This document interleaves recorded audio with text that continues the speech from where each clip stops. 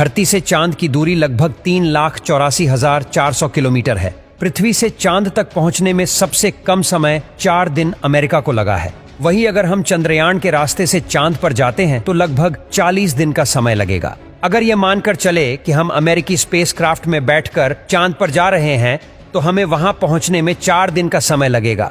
4 दिन बाद हम चांद की जमीन पर होंगे। चांद की जमीन पर उतरने के बाद जो हमें सबसे पहले दिखेगा वो है चांद की जमीन। आपको चांद की जमीन उबड़ खाबड़ नजर आएगी। चांद की जमीन पर हर तरफ आपको बड़े बड़े गड्ढे दिखाई देंगे। जब आप चांद की जमीन पर खड़े होकर ऊपर की ओर देखेंगे तो आपको हमारा खूबसूरत ग्रह पृथ्वी नजर आएगा, जिसमें आपको पृथ्वी साफ साफ अपने अक्ष पर घूर्णन करती हुई नजर आएगी, लेकिन आसमान में हमेशा उसकी स्थिरता बनाए रखेगी। अर्थात चांद पर खड़े होकर पृथ्वी को कई वर्षों से अगर हम निहारते रहे तो वह अपनी जगह से टस से मस नहीं होगी। चांद का गुरुत्वाकर्षण पृथ्वी के मुकाबले 6 गुना कम है, यानी चांद की जमीन पर जाने के बाद हमारा वजन 6 गुना कम हो जाएगा। यदि पृथ्वी पर आपका वजन 60 किलो है तो चांद की सरफेस पर आपका वजन केवल 10 किलो ही रह जाएगा। यानी चांद की जमीन पर उतरने के बाद आप अपने आप को काफी हल्का महसूस कर रहे होंगे। आप इधर उधर आसानी से उछल पाएंगे।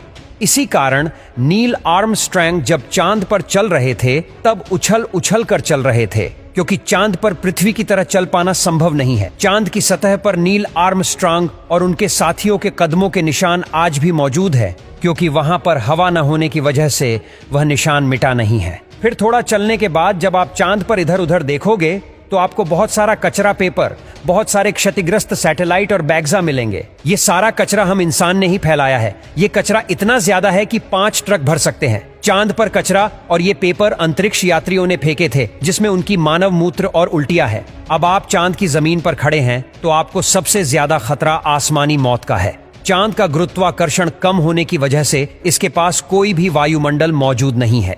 वायुमंडल की नामौजूदगी के कारण वहां पर रहने वालों के लिए उल्का पिंड से मरने का खतरा लगातार बना रहता है। यानी आप चांद पर खड़े हैं और पता नहीं कब एक बड़ा पत्थर आसमान से गिरकर आएगा और आपकी मौत वहीं पर हो जाएगी। यही वजह है कि पृथ्वी से देखने पर जो चांद पर काले धब्बे दिखाई देते हैं, असल में वे धब्बे नहीं, गड्ढे हैं, जहां पर सूर्य की रोशनी नहीं पहुंच पाने की वजह से वो धब्बे नजर आते हैं। सूर्य के बाद आसमान में सबसे ज्यादा चमकने वाली अगर कोई चीज है तो वो है चंद्रमा। जब हम पृथ्वी से आसमान की तरफ देखते हैं तो हमें नीला दिखाई देता है, लेकिन जब चांद से आसमान की तरफ देखेंगे तो हमें नीला नहीं बल्कि काला दिखाई देगा। यानी आप जब भी ऊपर आसमान की तरफ देखेंगे तो आपको लगेगा कि आप काले आसमान की दुनिया में आ गए हैं। अब चांद पर खड़े होकर आप बहुत बोरिंग फील कर रहे हैं और हम मजाक नहीं कर रहे।